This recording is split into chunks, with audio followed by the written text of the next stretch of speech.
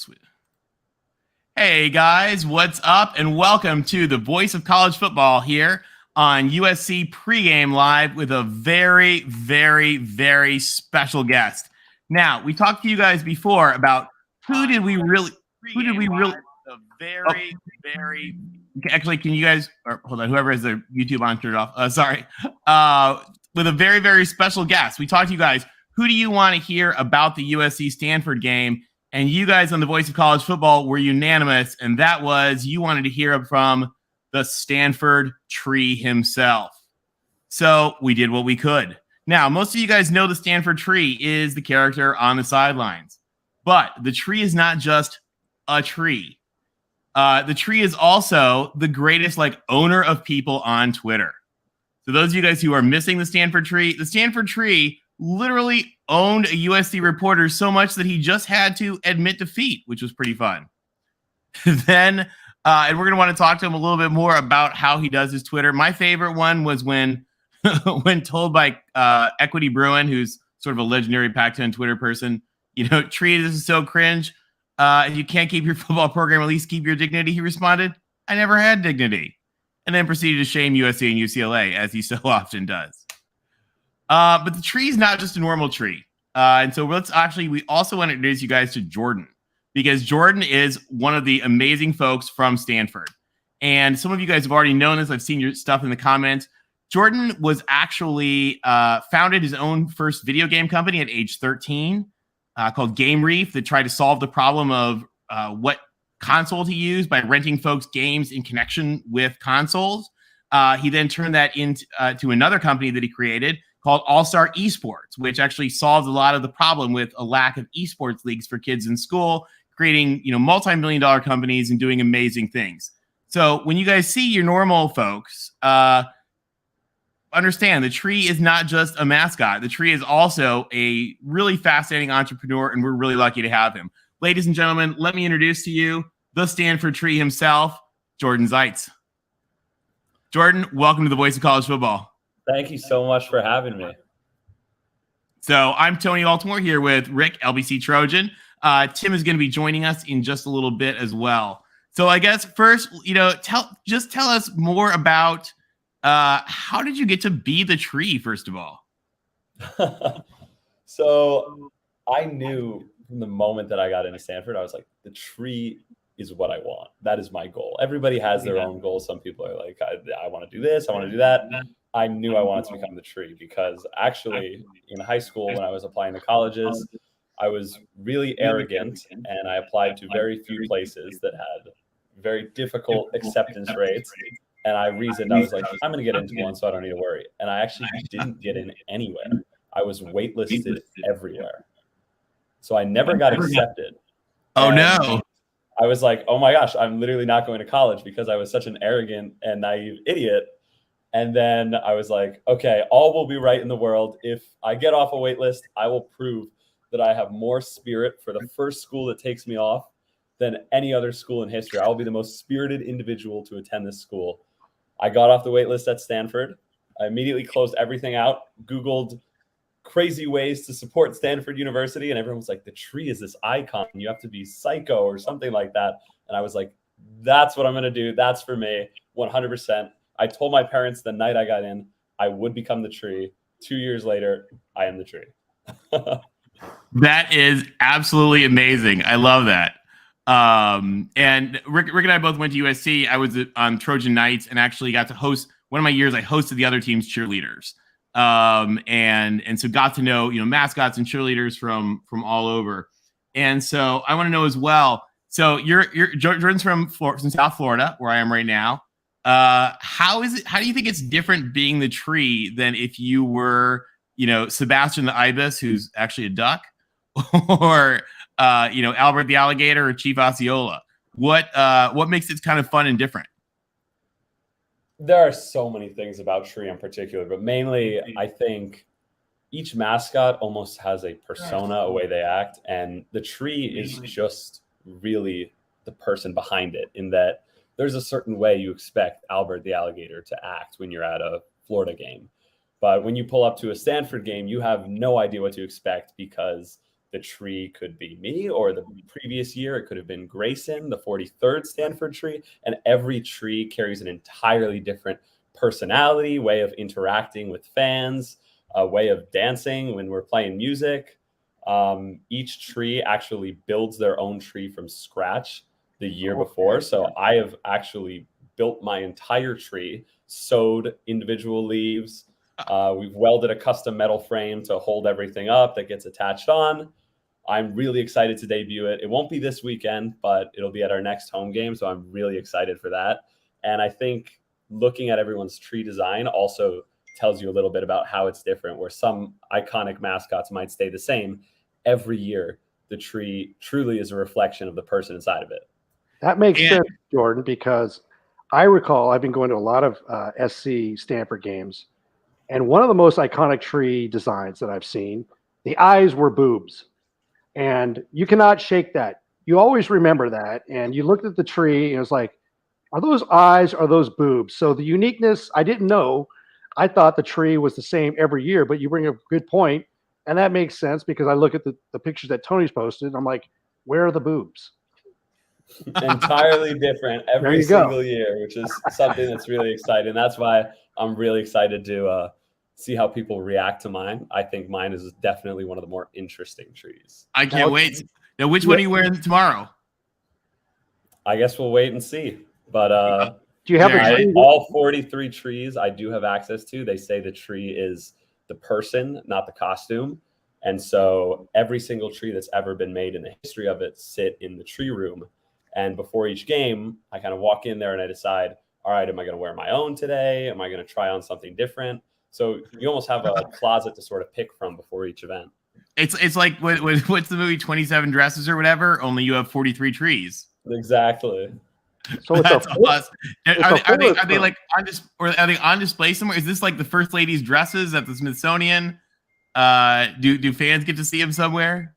So they were present in Green Library, which you can read a fair amount about online. But most recently, we've actually moved them back from Green Library to the Band Shack so that I would have access to truly all of them. So some of the older ones that are really starting, I mean, these are old trees, and you got a reason that one used person is sitting down building it over the course of a few months. It's not going to withstand the strength of time over, let's say, 40 years. Yeah. So some of these are starting to deteriorate a little bit, but I like to have them at my disposal should I want to try one on. That's awesome. And for those of you guys wondering why there are only 40, why Jordan is only the 44th, but do you ever get the urge to be like a president and have like the staff refer to you as like 44? Like you could be like, you're like the tree of the Obama tree. I am the Obama tree. I will say I do, because the tree is technically sponsored by Nike as part of Stanford's program. I do have a custom pair of Nikes that I wear when I'm in the tree costume. And on the back, they are engraved with the number 44. That is awesome. Sweet. That is sweet. Now, do you ever do anything, and this may be a really stupid question, do you guys ever do anything with like the old Indians, or does that go away completely? For the most part, that's sort of how we got the tree name. Is back when Stanford was trying to change and get out of the Indians, they basically said, okay, what are we looking for? And they polled the student body. They were like, we want ideas from you guys. And the student body responded saying, I believe that we want it to be the Robber Barons. The Robber Barons is a great name.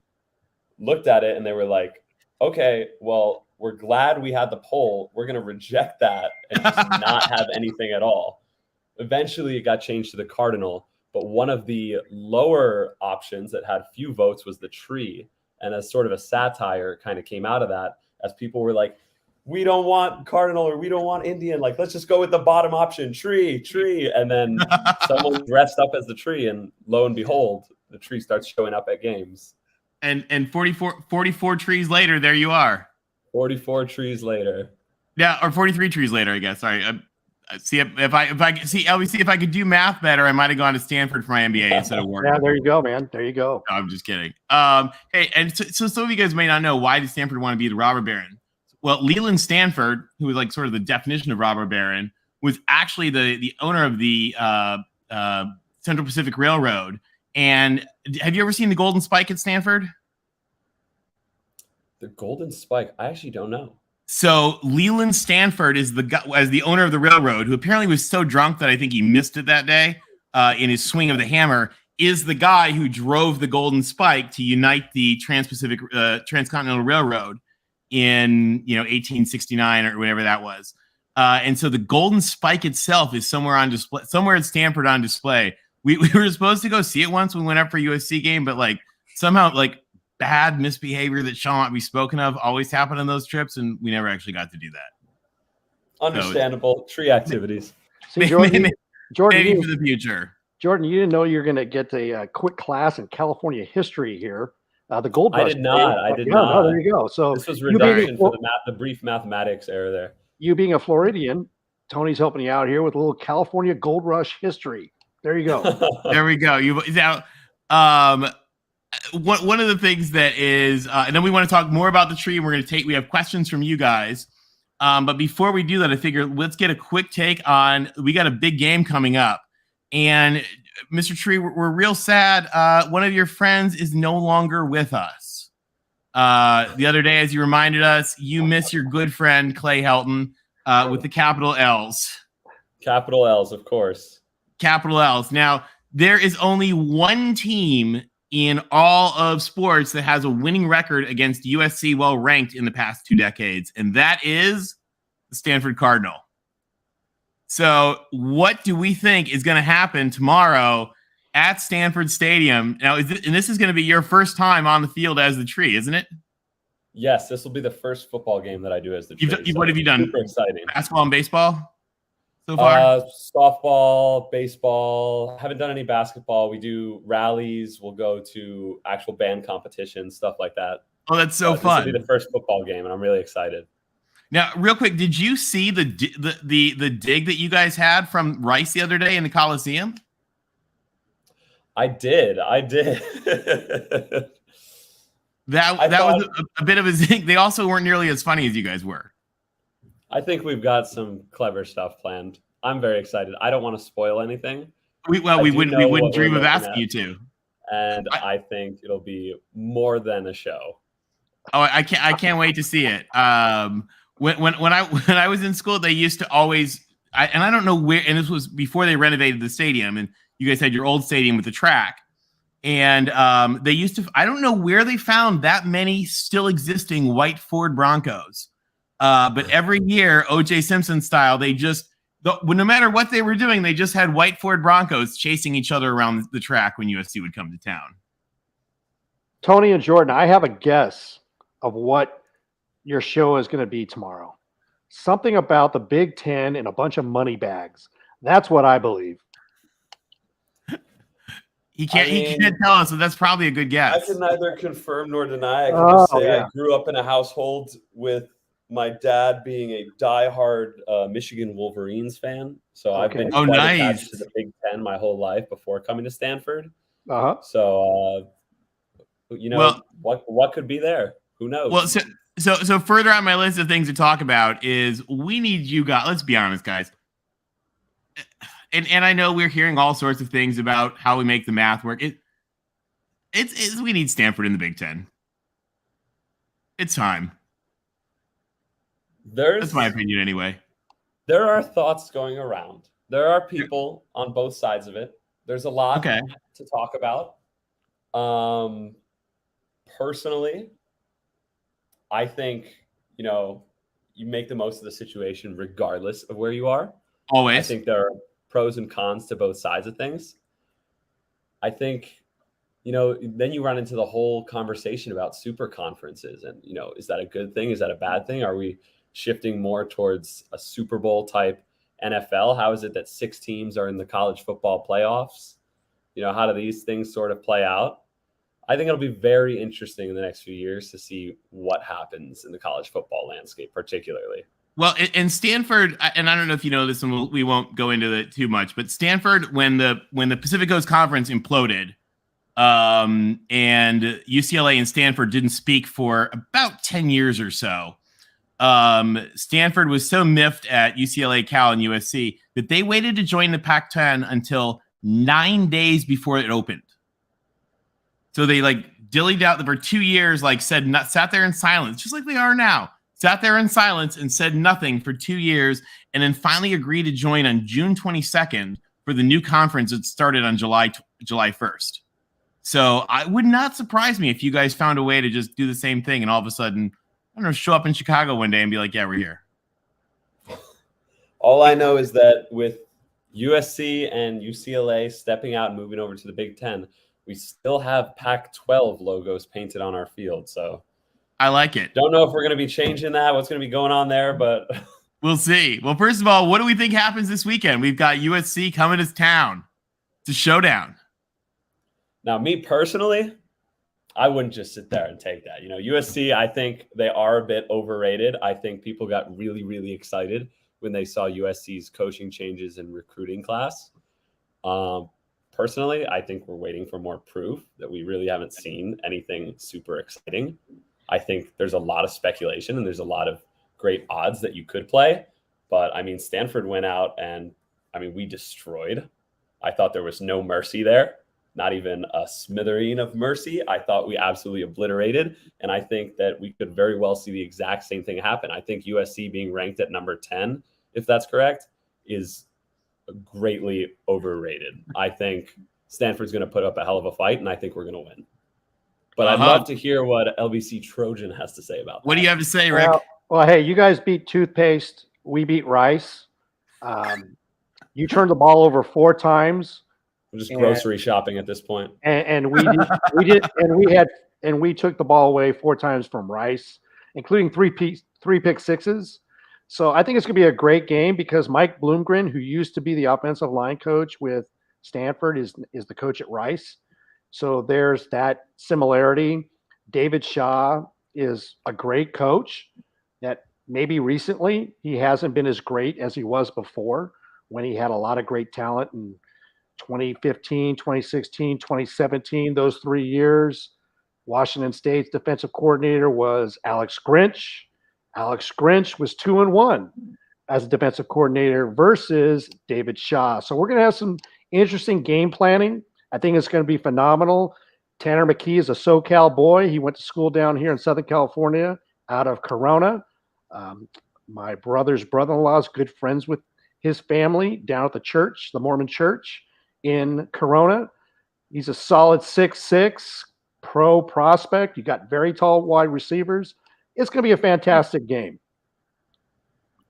I agree. I think so.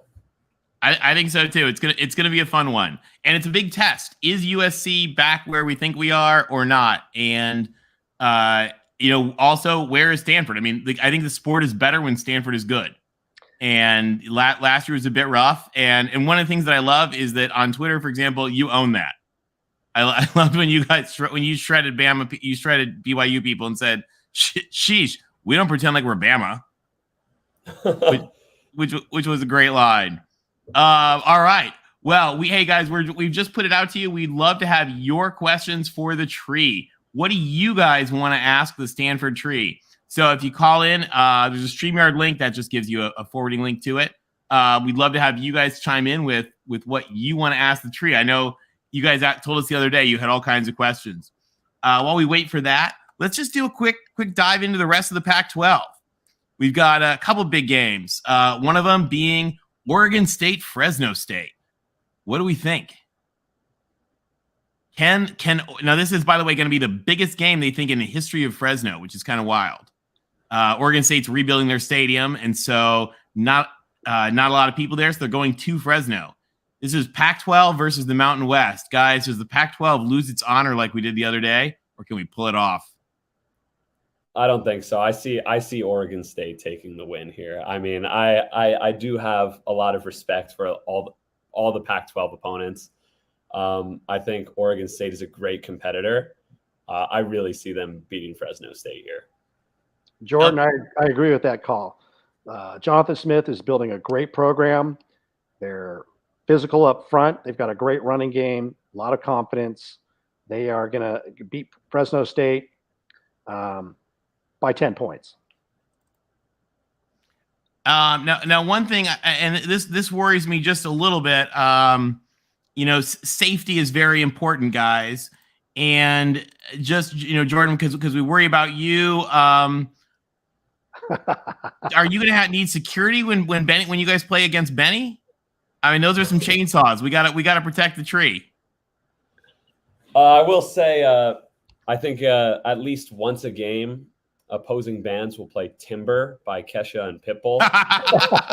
And it'll get a good laugh, especially there's a local school, and they're the Lumberjacks. And for that's always exciting because, you've got a tree. I do feel a little targeted when Timber plays, but, what can I do? Not much you can do. All right, we got a question for you. Welcome. Oh, Doctor, if you can, real quick, mute your YouTube channel so you window so you're just in the StreamYard link. Oh, can you hear us? Yeah, I can hear you. I think I did it. I'm about to pull over. Nice. You are good. You're on live with Stanford 3. Hey, it's great to be live. This is Dr. C, by the way. Hey, Dr. C. Hey, Stanford Tree. So my one and only live game was Stanford, actually. I went and saw Stanford and Arizona State back in 2009, probably before the Stanford Tree was born. But my thing was, it seemed like every year the Stanford band was banned from the stadium. So that day we went, there was no band for Stanford. Has that continued to be a problem?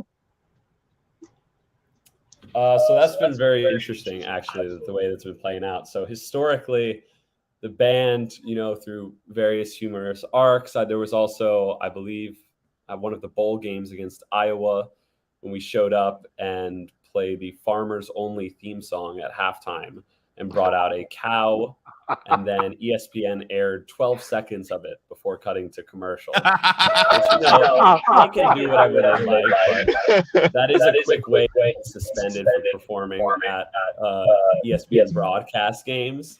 And then every once in a while, when we do come back, we always have exciting stuff. It's about towing a line. I don't see us getting in a lot of trouble, but then again, it always depends who's at stake. So maybe the Big Ten might not like our halftime show as much as say I'm going to be having a blast. But, to each their own. Hold on, let me unmute you there. Oh, sorry. You're echoing. Oh, am I? Let me see. Oh, you know what? Hold on. Let me do that. Can you hear better now? Yeah, that's better. Yeah. Okay. Excellent. So the tree was also banned from the stadium. So we got to see just the cheerleaders. I know you said it's a continual problem, but is the band purposely just trying to get themselves banned, or what's going on? I know you mentioned a little bit of their antics. I see it as at the end of the day, the goal of the band and the goal of the tree is to have fun and to be inclusive in whatever way. I don't know if you know this, but actually one of the most interesting things about the Stanford band is that there are no requirements to join whatsoever. So you do not need to know how to play an instrument. You do not need to have been a member for even a week. You can show up at the band shack right now and sign up to play at tomorrow's game, which is really exciting, but also leaves a lot of area, for consequence, which is people will come into the band, play a game, and then leave, or they'll build these grandiose pranks, images. But I think the main purpose of the band is, to poke fun at things, to satirize. We have a lot of fun. I think we have a blast. I think a lot of people have the impression that we are purposely trying to entertain them or make a statement. And I see it more so as we're just trying to entertain ourselves. We're having fun out there. We really are having fun. Real quick, we got thank you, NoCal Matt. We got a super chat from NoCal Matt with a quick question. Just like Dr. C, we'll get back to you. Matt wants to know, do you have a dance routine to the semi-fight song All Right Now, or do you just do your own thing? How does that work?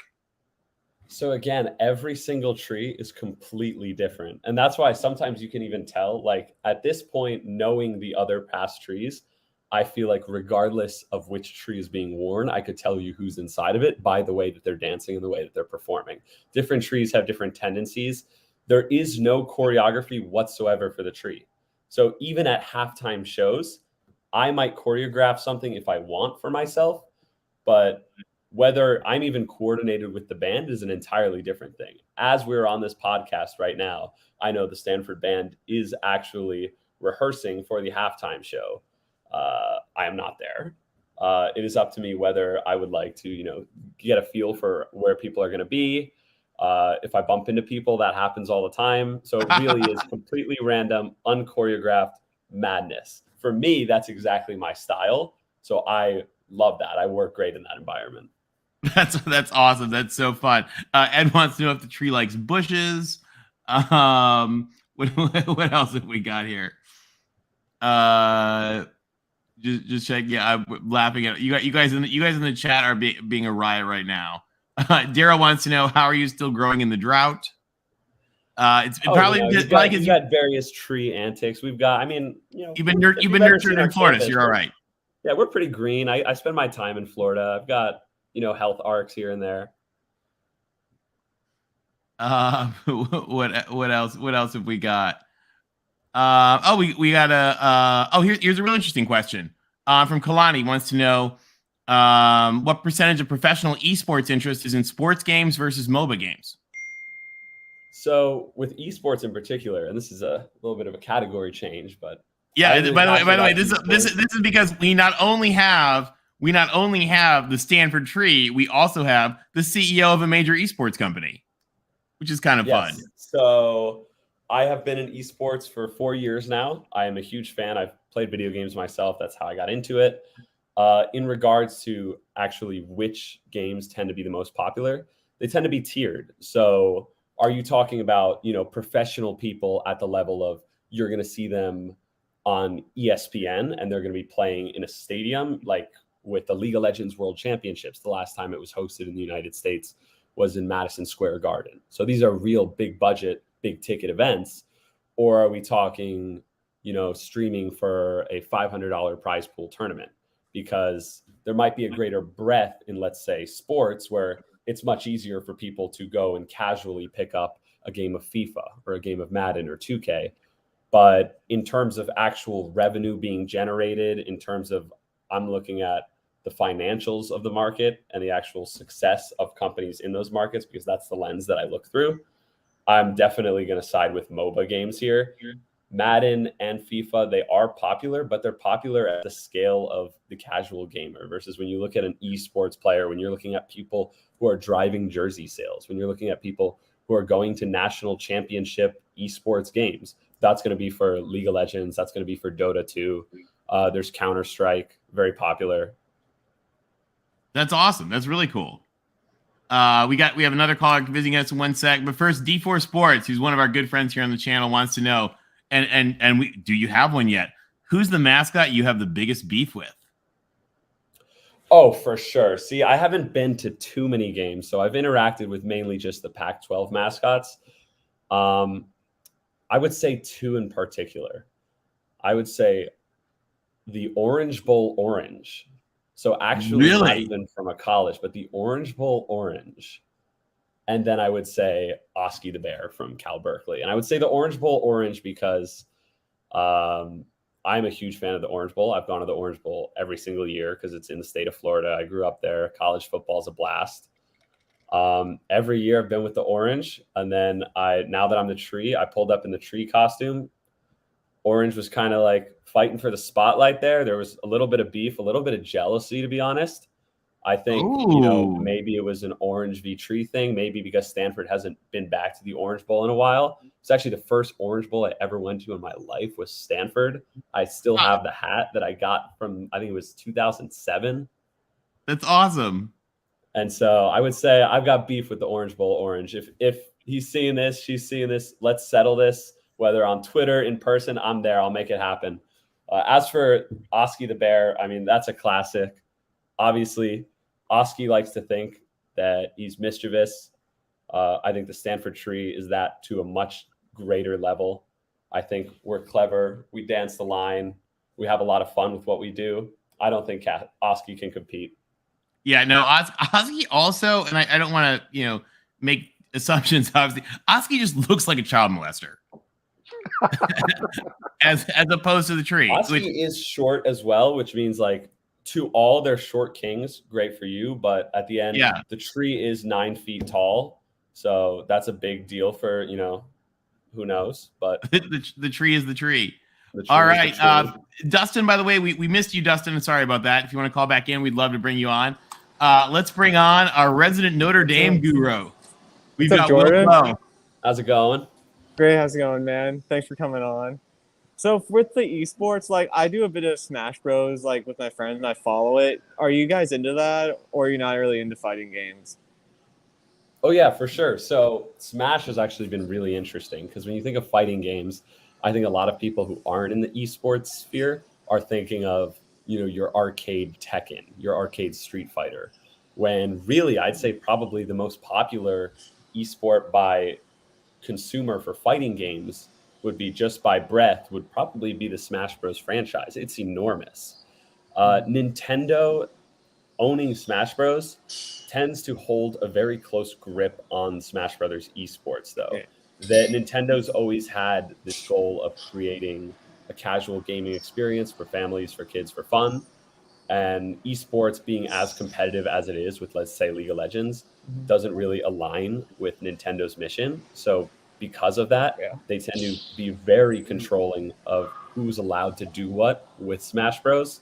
So if you're looking to actually get an endorsed tournament or run something at an enormously massive scale, you know, that's something that's a lot more difficult to do because they've outright said that it's not exactly what they're looking to do. Yeah. I get it. I know Hungry Fox was like complaining about that and stuff. What do you think about like Stanford football in general? Like with the recent not as good form, like are people like angry about it at Stanford? Do people like really want the football team to be back to where it was with like Kevin Hogan and Andrew Luck, or are people more just like, okay, we are who we are? I will say every single year since I've been at Stanford, I've drafted Christian McCaffrey in my fantasy league. Oh, no, brutal. I refuse to give up. I will not give up on Stanford. I am the tree after all. But I think a lot of people are really excited. I think the classic Stanford approach is one of logic and one of statistics, which is statistically you are bound to, no matter how good you are, have an off season, lose a few games, play poorly when you should play well, just like playing well when maybe, you know, you get lucky and win a game that you weren't expected to win. I think last year we should have absolutely destroyed Cal and we lost, and that was tough. I was not expecting to beat Oregon at all. I was literally not expecting to beat Oregon at all. I literally actually brought my Math 51 problem set to the game so I could do my homework as we were getting destroyed. We're okay with that. I'm glad you guys beat Oregon. As the game went to overtime, I was need to be humbled. This is going to be tough. This is a tough problem set here. So. Well, I'm sure you did your problem set when we went down to Palo Alto. I'm sure you did it then. Yeah, so I think Stanford football is good. I think we had an off year. I think we are on the come up. I'm really excited to see.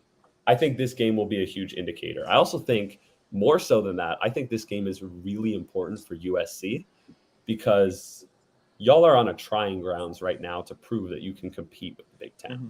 If you can't even beat Stanford, I think you have a much bigger problem on your plate. Mm-hmm. Hey, Jordan, let me ask you a question. Do you think David Shaw is going to be up all night tonight because he actually has to scheme against a real coach and not Clay Helton? Do you think he's crying that Clay Helton is gone? Hold on. I'll give my call and let's see what he has to say. Yeah, no. You got it. He misses Clay Helton. Admit it. Mm-hmm. You all miss Clay Helton. Mm-hmm. I think it'll be interesting to see what happens. You guys really have a trying grounds here.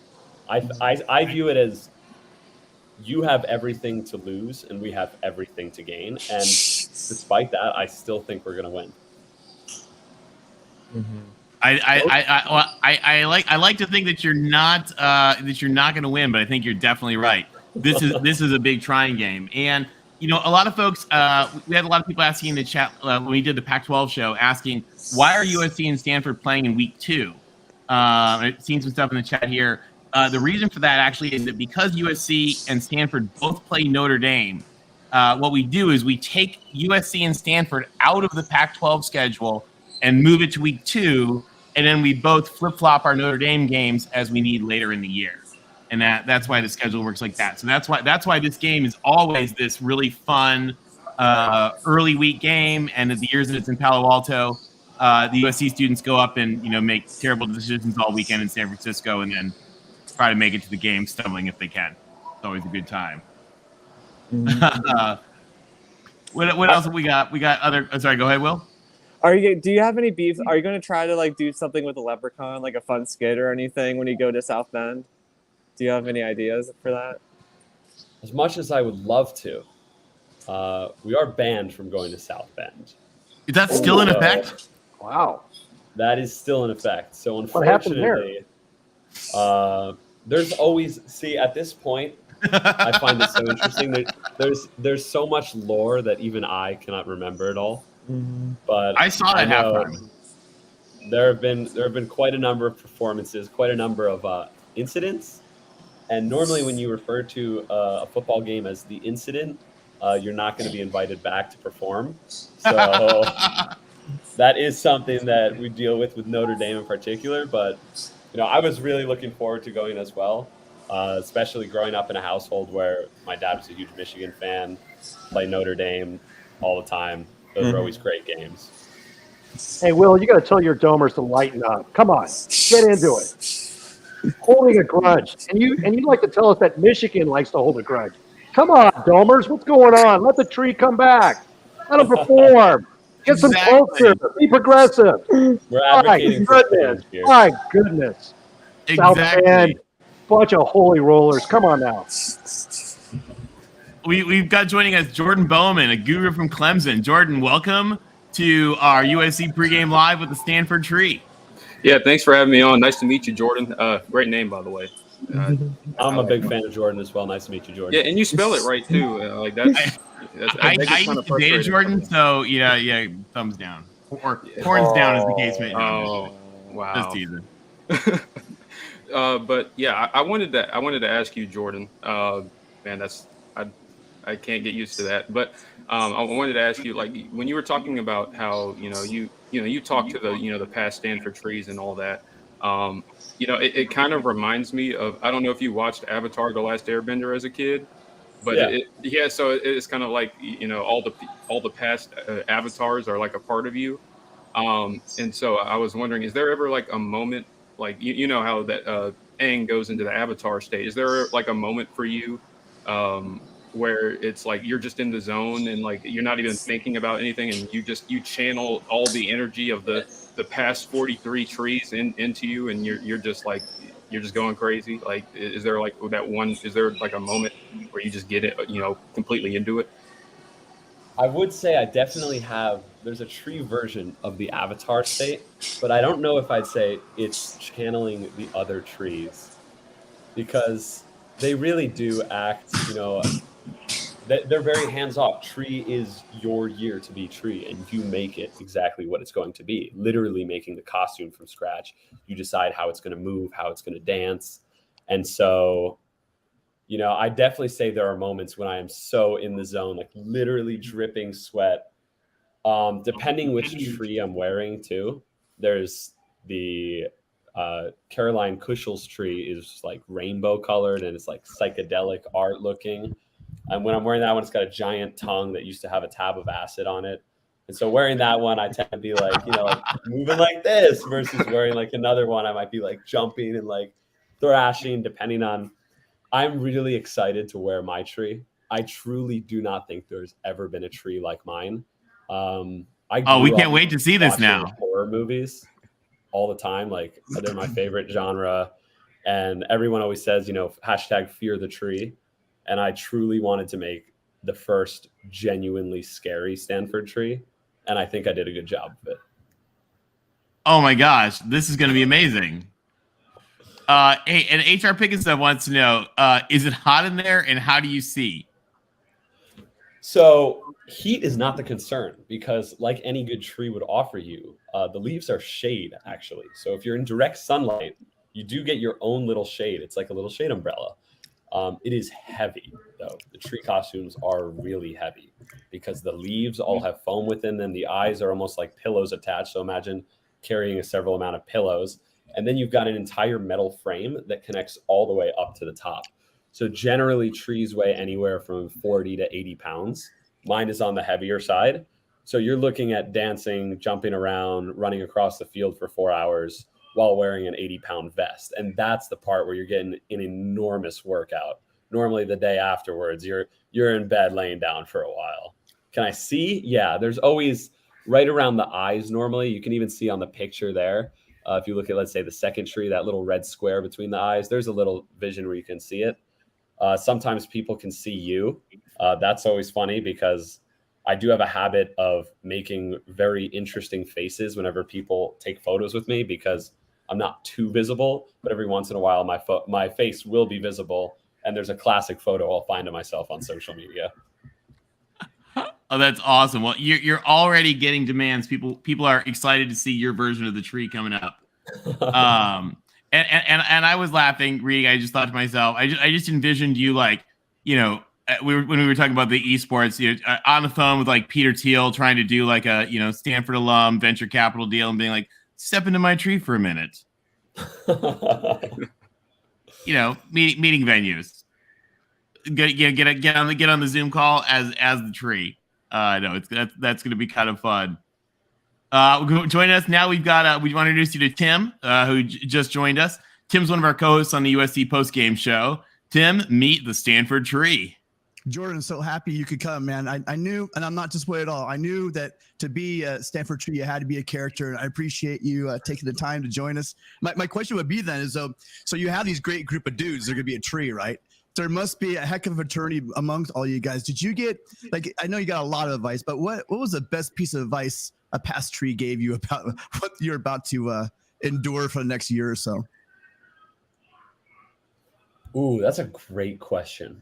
I could take it a few ways. I think what I'm going to look at is, more than anything, tree aside, all the previous trees genuinely really are supportive people in that, I mean, once in a while, if I'm in trouble or I know like I'm going through something and I need help on a problem set, I can't figure something out. At the end of the day, these are 43 people who all went to Stanford University, all had different Stanford experiences.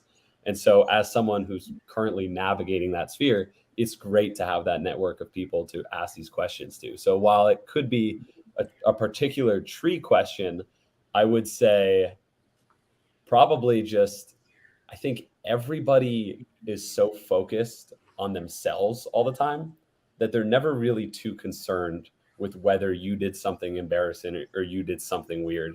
And especially when you're the tree and you're garnering all its attention. At the end of the day, if I trip and fall in the tree, like, so what? I think it's hilarious. I tripped once and then people got such a kick out of it. They're like, oh my gosh, the tree tripped. That was hilarious.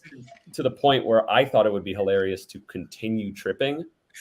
So I would just keep laying myself out on the ground with every dance, like every song I would completely fall to the ground and everyone would be like, oh my gosh, and they would start cheering. It was hilarious. And I'm like, at this point, I think a lot of people take themselves way too seriously, especially I'd say myself, who's navigating venture capital, navigating, actually running a business outside of school.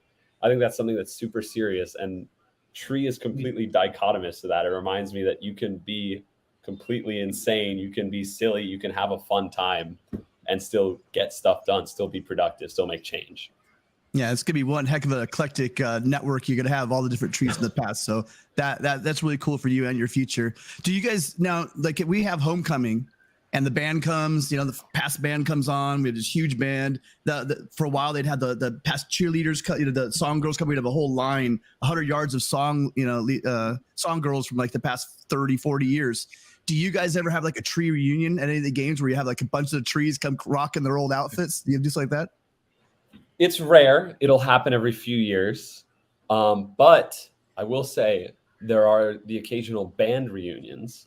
And the first one is going to be tomorrow, in that since Stanford runs on the quarter system, our quarter hasn't actually started yet, which means a fair amount of our band isn't yet on campus. And so open call to members of the Stanford band alum. they're flying in and they'll be joining the band members who are in the area for the performance tomorrow. So it'll be a mix of actual current band members and alumni from could be a year ago, could be 20 years ago. That's amazing. Wait a minute. Really, really excited to have you on. Thank you. Did not disappoint. So appreciative of you being here. Of course. Thank you for having me. Now, tell us a little more about like how this is a really silly like logistical structure. So how is it made? Is it sort of like a backpack kind of harness thing? Like how do you actually get into this? Because like you said, it's 9 feet tall. And how tall are you? So I am 6 feet. Okay. And the tree. So you got 3 feet of tree coming up. Yeah. So also trees sit differently. Some trees are a little taller, some are a little shorter. But in general, you've got sort of a hiking backpack where you'll have straps and then you'll have a hip strap that'll come around the back and sort of hook around your hips. And that you'll have the pins of the hiking backpack instead of attached to the backpack. You'll remove that and weld a custom metal frame, which is essentially like a triangular frame that meets at the top. And then you'll drape a net over it, tie the leaves to the net. So then suddenly you've got this tree. It's got shape. You've got hula hoops to kind of give it its width.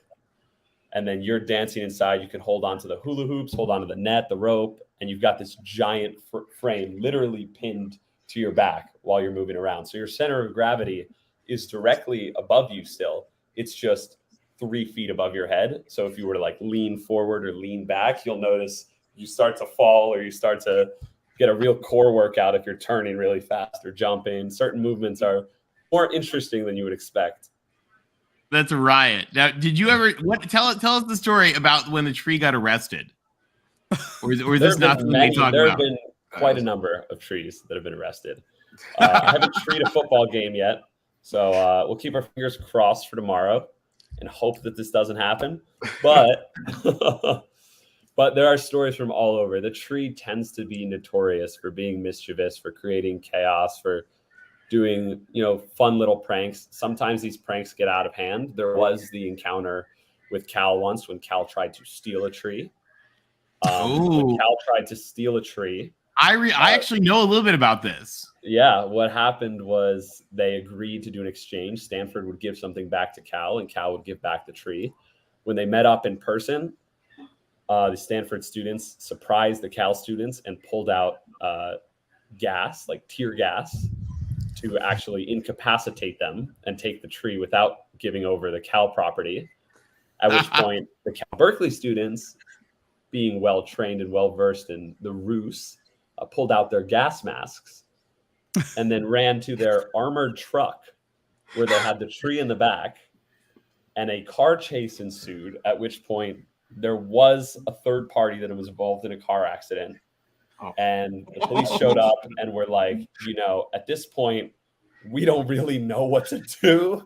So we could arrest like a lot of people, or we could kind of just call it off. Cal keep the tree, Stanford keep Cal's property. We'll pretend like nothing ever happened. Well, one of the costumes did get stolen because I got to watch a halftime show once. It got returned, and I don't know if it was that one or another one. And they had a funeral for it, and they literally put it in a wood chipper, and then the tree emerged in a new tree costume, which is part of the routine. We will also hold a funeral for a little version of Oski. We always take a stuffed bear and we quite literally murder it on Stanford's claw fountain and dye the fountain red as the bear bleeds out for the entire week leading up to the game. So I'd say it's about even. Hummus Hero, who's one of our Buckeye fans, wants to know: would you like to see more tree mascots, or do you like the individuality being the only one?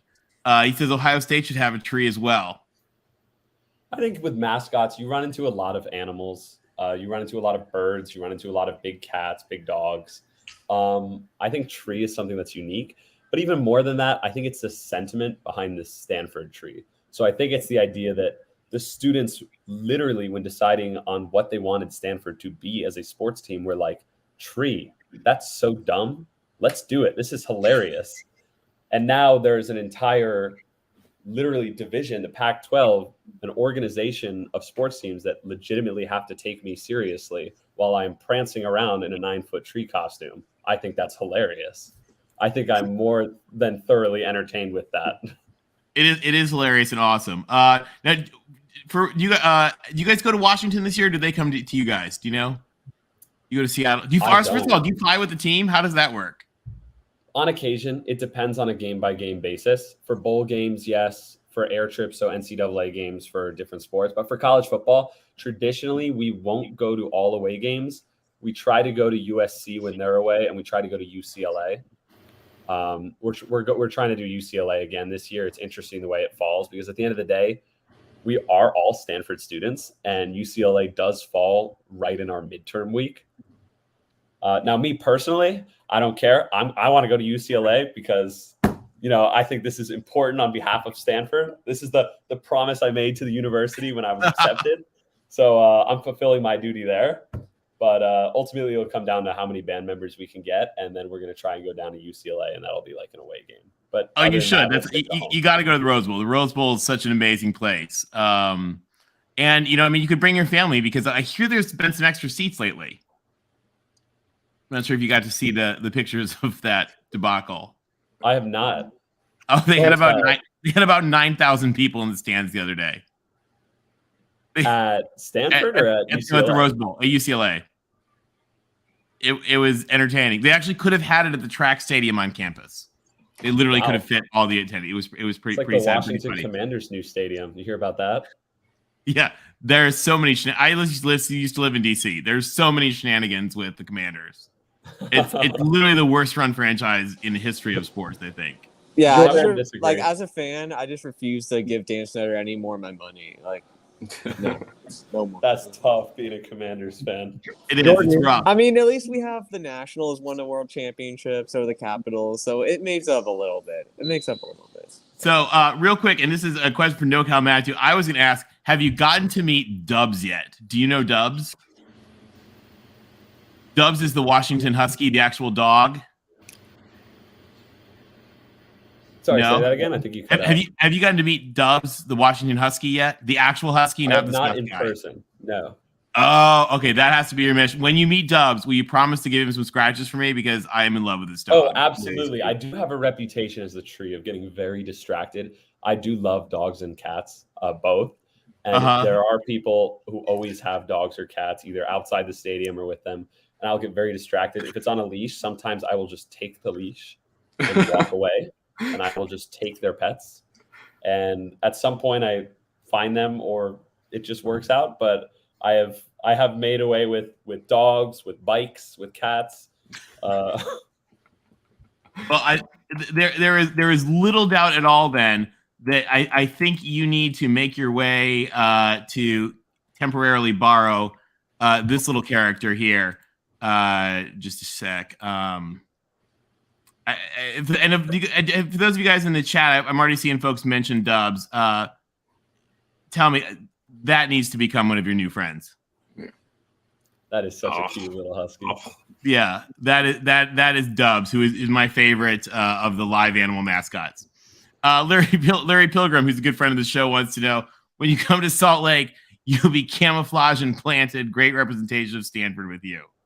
Thanks, Larry. I will say, to become the Stanford tree, there is a process known as Tree Week, during which you perform stunts to prove your worthiness.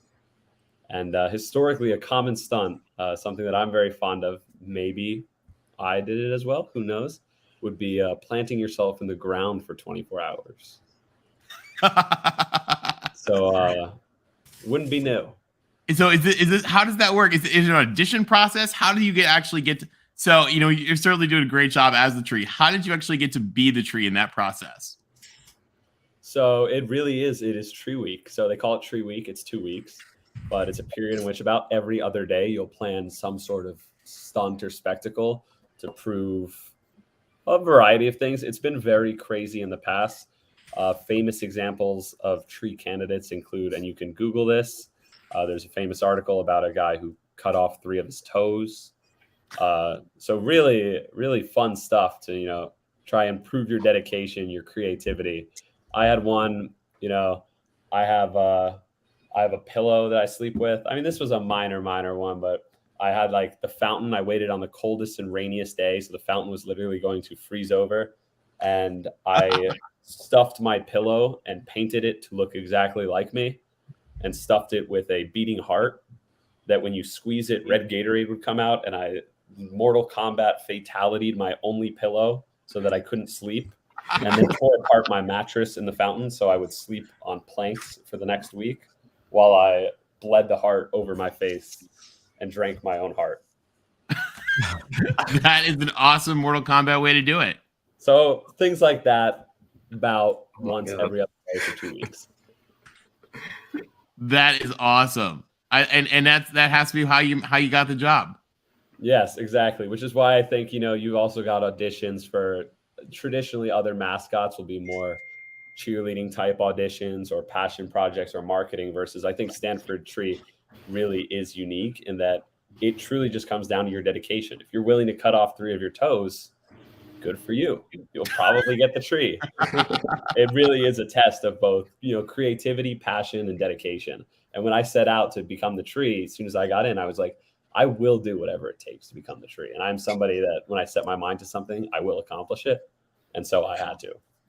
Mikey from Oregon reminds us, the Duck assaulted the Houston Cougar and was only suspended for 1 game. Can't imagine what the incident was in South Bend. There were a number of them. Also the Irish, the Notre Dame fans are a little touchy when your halftime routine involves things like celebrating the potato famine. I think there were like fake nuns beating the drums, priests maybe making references to younger gentlemen. It was all in the halftime show, and it apparently did not go over as well in South Bend.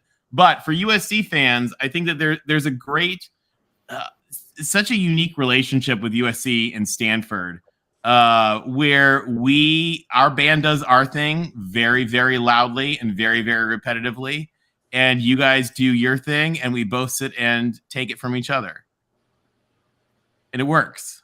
We are familiar with that. We have a parody of USC's 2 only songs that they play. You got to tell us.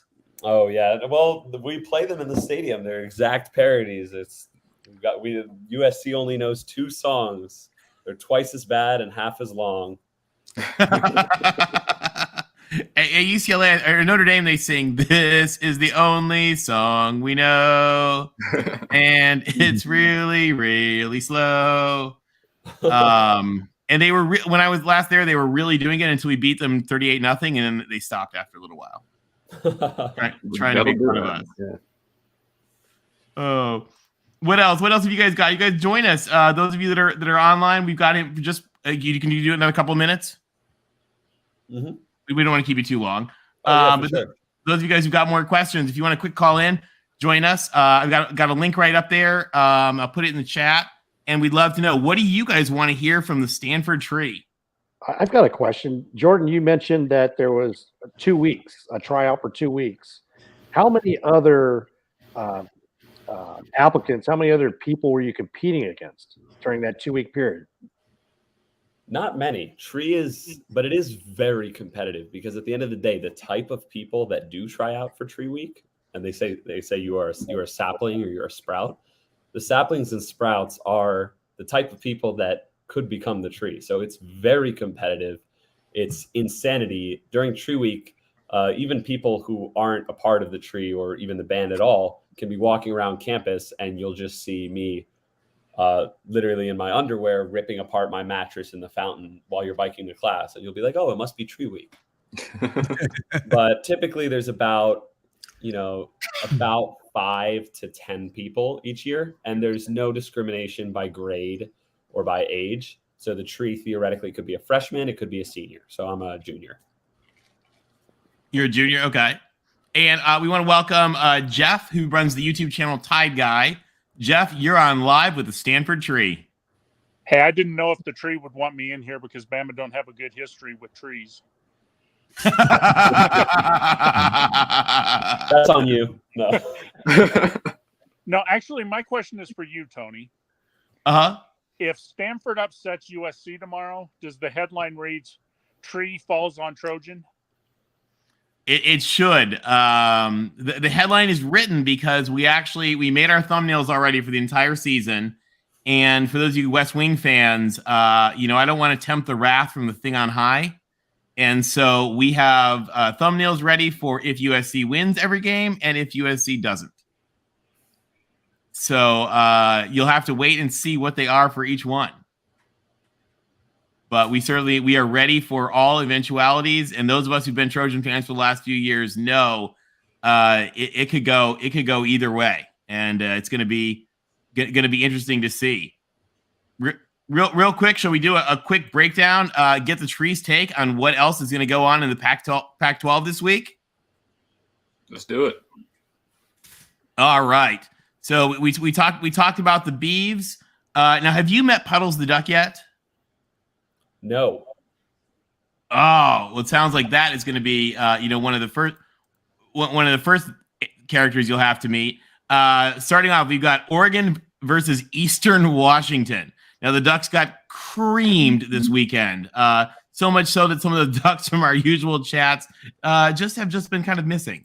Jordan, tell us what's going to happen with the Ducks this weekend? It's like USC in this regard, in that coming out of a game like that, Oregon has to prove themselves here. They do have something to prove, and they have a lot on the line. They're a good football team. They played a great football team, maybe the best football team.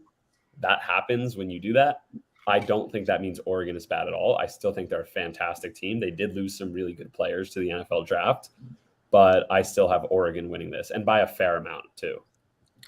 Willie points out if Alabama had a tree, it would probably die from a lack of healthcare coverage. Yes. Next game up to bat, we got the Huskies, and there is Dubs himself. The Huskies are taking on the interesting Portland State. What do you think? Is it Dubs all the way? Yeah, I'm back in Washington here. I hate to keep siding with the Pac-12 and not give anything exciting, but I mean, these really are, you've got a team like Washington playing Portland State, a much smaller team comparably.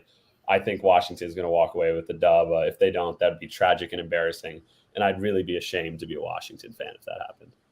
And now, Jordan, you're from Florida, so you know the issue is sort of like the bad rap that directional schools get. So Jimmy Touchdown, thank you for helping support Mark's channel. Jimmy Touchdown wants to know, how does the Stanford tree feel about no longer having to share a conference with a JUCO directional school like USC, given that Stanford is an elite institution? I think at the end of the day, a lot of Stanford students really are, Stanford first, which is, we are here to do school. Me personally, I am here to be tree because that is what I love, but that is rare to find. And so I think a vast majority of our student body really isn't super invested in, what's happening with USC and UCLA. If they want to go to the Big Ten, I mean, that's great for them. We're still going to have football games and we're going to play. I think we put up a good fight. I really don't think this is an indicator that they're a tier above us. I really don't think that's the case. I guess tomorrow will be a trying ground for that. But really, he was ripping on us.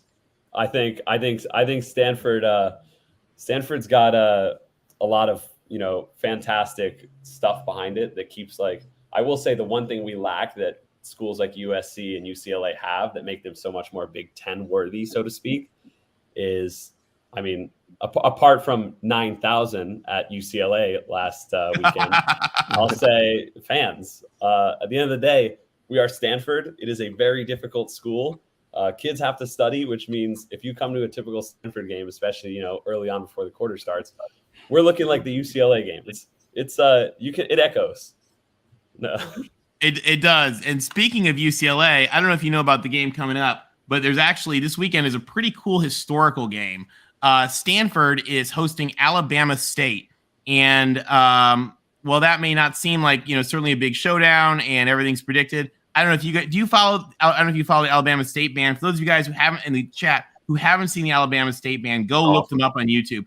This is going to be the first time ever that an HBCU team plays in the Rose Bowl.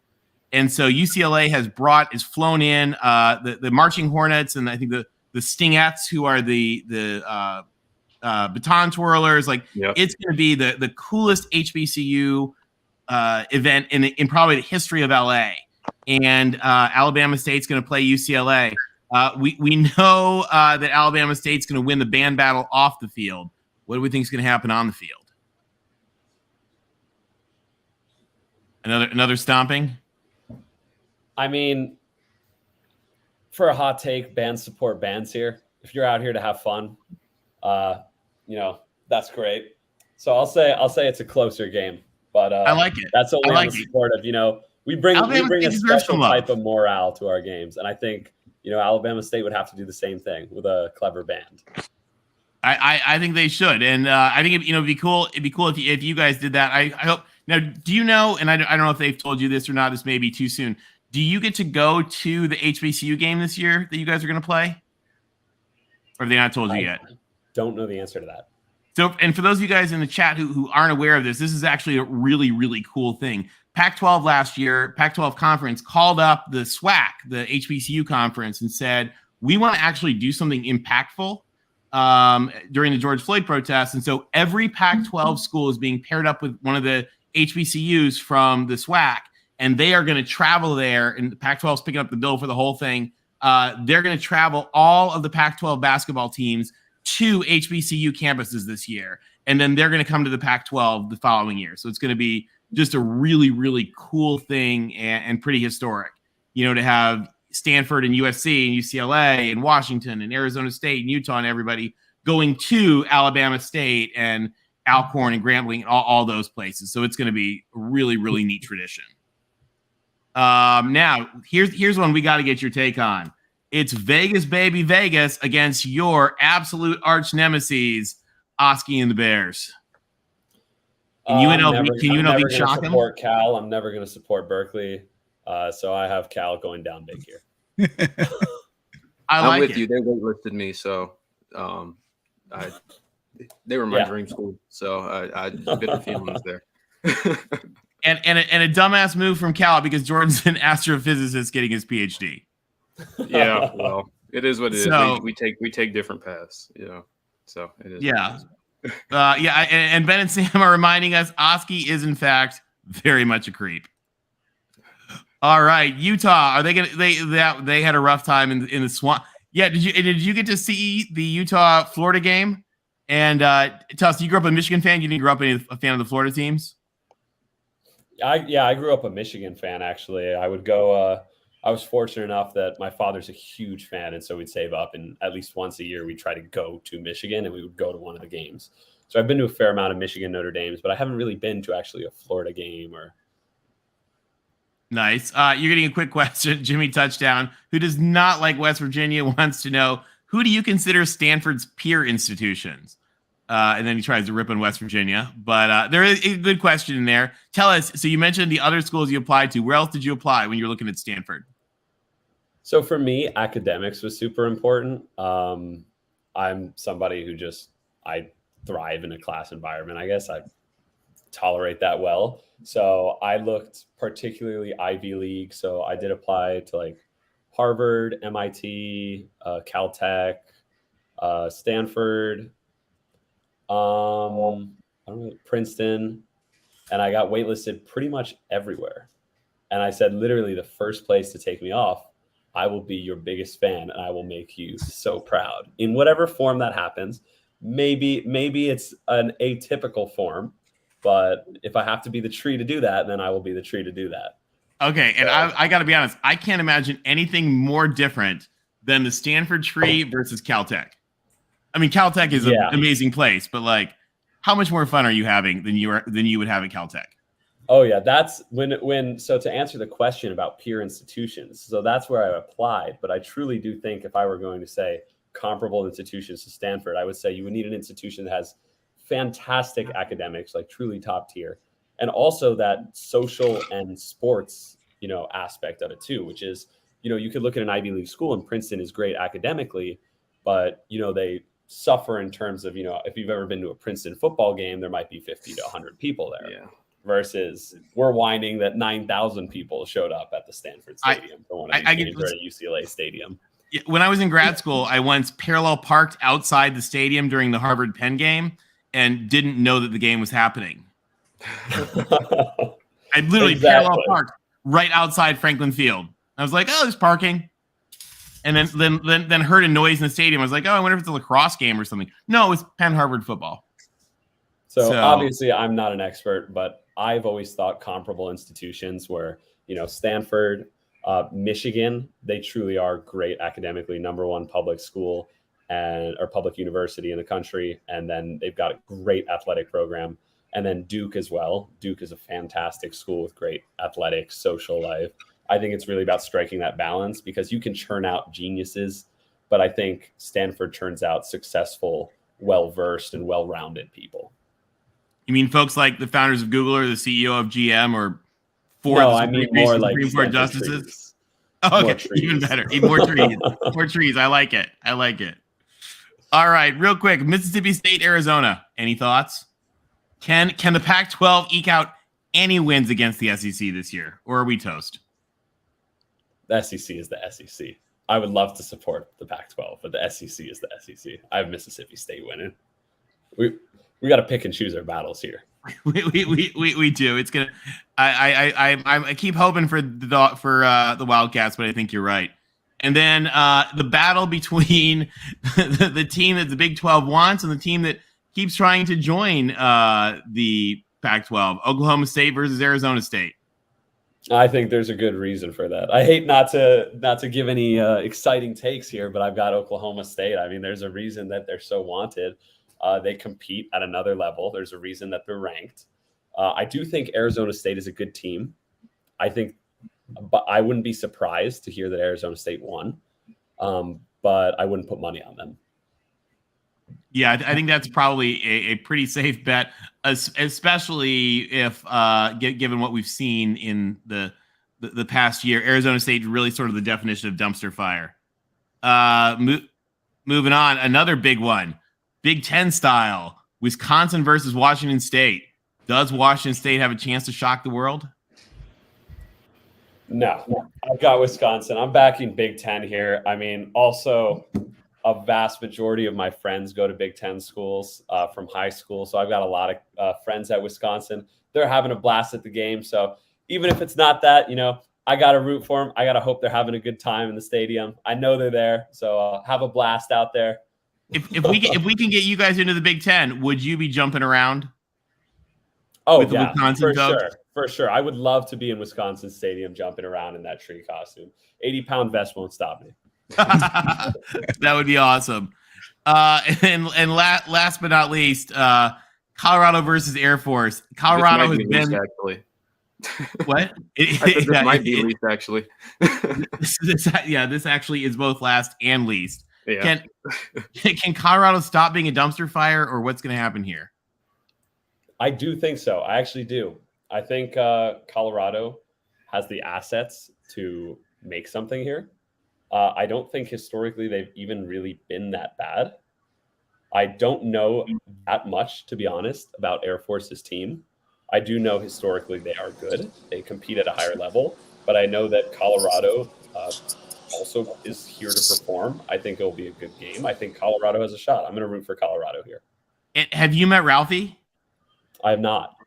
Oh, that is. Now, do you go there this year, or did they come to you guys? I should have looked this up. Or do you not play that? I don't know. Okay, you got to find a way to meet Ralphie. Ralphie the Buffalo. All right, guys, we've taken him longer than we thought, but we have probably just a couple minutes for a couple more questions. What for you guys on the panel? Final questions for the tree? I've got one. So obviously, I mean, you haven't been the tree for that long, but what's like the worst thing you've heard from like an opposing fan? Because I'm sure you get heckled, or occasionally by an opposing fan or something like that. Has that ever have you heard anything like crazy? You don't have to like repeat it, but you can hint at it. Obviously, honestly, no, because I'd say you run into a different environment with the rivalry. I mean, growing up, I grew up under Michigan, Ohio State, which is just animosity, absolute hatred, versus if you look at the stereotypical Stanford student, they're a respectful individual, and same with Cal Berkeley. So I'll pass people and they'll be like, "Oh, that's the tree, boo," and I'll be like, "Ah," but you got me. I will say, since unlike most mascots, everyone knows that I'm the tree.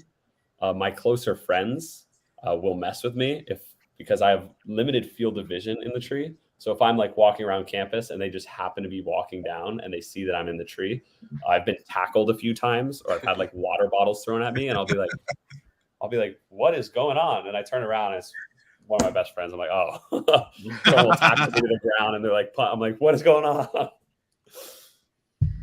That's a riot. Jimmy wants to know about your computer science program. What are you studying? Are you studying computers? Are you studying engineering? Are you studying business? What are you studying at Stanford? So I'm studying, my major is management science and engineering, which is a Stanford unique major. It's the fancy way of saying basically data science or business with like a minor in computer science. So I've taken fundamental and foundational computer science classes here. They were really tough. Stanford computer science is not a joke. I took computer science. Why? Just because companies like HP and Google were founded on your campus? Yes. Snapchat, Instagram was founded it was initially created as the final project for the class I took, CS 106B. You submit a final project, which is working with image filtering. And lo and behold, somebody created theirs and then took it to the next level so they could get an A+, and then actually turned it into a platform, which is now Instagram. So it really is competitive. There's some crazy coders here. I grew up thinking I really knew how to code. I was always a techie person. I was always going to take CS classes because I was interested regardless. I like to build things. I like to know what I'm doing. A lot of self-taught stuff though. And I thought I could fare my own. I came here and realized that I am in the minority. I'm definitely not nearly as good at coding as I thought I'd be. And so that was definitely a struggle. They were super hard, but they are really fantastic classes. And for those who can follow along better than I could, they're fantastic coders. It's crazy, actually. That's awesome. Any other LBC, Tim? I've got a comment. Jordan, first of all, thank you very much for joining us today. You're an amazing young man. Enjoy the college experience. It sounds like you already are, so fantastic. A little bit of info for you. Real quick, you said your dad went to Michigan. Do you know what year your dad graduated? By chance? I really hope he's not watching because I should know this. I would imagine a while back. So I know he was there I believe when Harbaugh was quarterback. Okay, so this is about the same time. So if you get the chance, the opportunity to go to the Rose Bowl and do your deal, do your tree dancing on the Rose Bowl field, you might want to ask the name. I don't even know the name of the bear there. Anybody know the name of the Bruin bear? Boo Boo? Joe and Josie. Joe and Josie. Hey, thanks for this stadium. But a little bit of information. The last time they won the Rose Bowl was 1986. So have some fun with that. Maybe tease them. But it's been over 30 years since they actually won the Rose Bowl. So I'll make sure to remind them. Take that very, very gently, very subtly. Nothing big like, people spelling out words on a halftime show or anything. Just something subtle. Sure. By the way, Willie says you're making his public recreation degree look a little weak. He just wants to say. Oh. So ahead, Jordan, do you know like any of the guys on the team? Like, do you know Tanner McKee? Do you know Emmitt Smith's son? Like, are you hyping them up? I know a few of them. It depends. I know a few of the linemen are in particular. One of the linebackers. Just people that I've happened to meet over time. Like I'll be in class, and at the end of the day, it's hard to remember, especially through the lens of just watching college football on TV. But especially from this perspective, it's one thing to be on your couch watching them. And it's another to know that, when they're not at practice, when they're not playing on the game in the weekends, they're going to class. Yeah. Like I'm walking into class and I'm seeing several of these players and I'm just being like, oh, like that's really interesting to me. So you get assigned a project and you're working with somebody who's, might need you to pull a little more weight because they're going to be busy all day Saturday because they're, on the field from 4:30 to 7:30. Which is a commitment. It's interesting, but they really are all students and they're fantastic people, everyone I've ever met. Well, I mean, Christian McCaffrey used to talk about riding his bike before he was quite as famous as he was when he was a freshman and sophomore, riding his bike back to the dorm after the game and coming in and finding people in his room. And somebody said, Oh, where were you? Yeah, I 100% believe that, especially Stanford has a particular program, which is incoming freshmen. You do not choose your roommate at all. You write during your application, you write a letter to your roommate, which is supposed to reveal a lot about you. And they actually give it to your roommate who is assigned to you on your first day.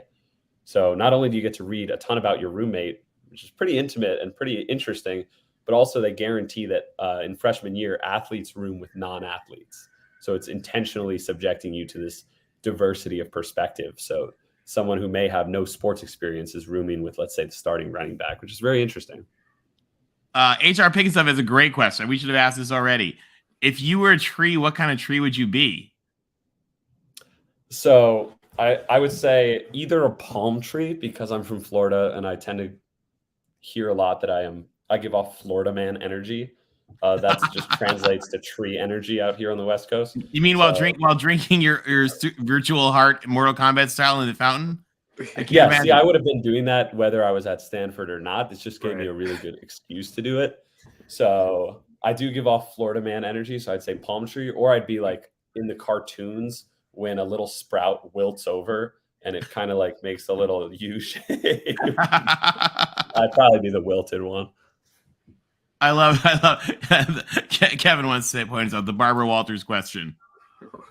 Right. All right. Any other final wrap up questions here? We've certainly gone over and first of all, Jordan, we want to thank you for your time.